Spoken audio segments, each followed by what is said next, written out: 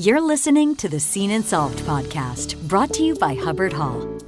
So that you said you kind of mixed several different coagulants, right? Several different of your Hubbard-Hall products, right? Mm-hmm. Kind of tested them out.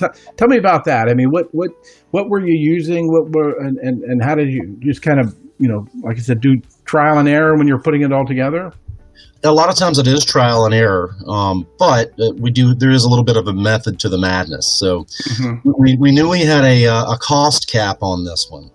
So that being said, we wanted to make sure that the selected coagulant was going to fit within those constraints. So normally we don't particularly like to take that route, but we always want to pick the best possible chemistry, not necessarily the cheapest chemistry.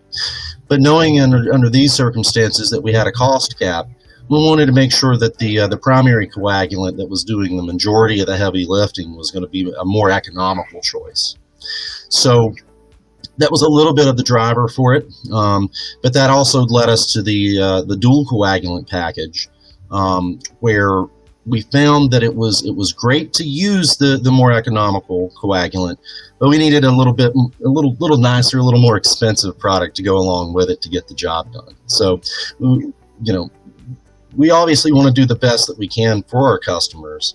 And sometimes that does involve that cost cap, but at the end of the day, we were able to successfully get to a point where we had great treatability, but still fit within those cost constraints. The Seen and Solved podcast is brought to you by Hubbard-Hall. Better results, less chemistry.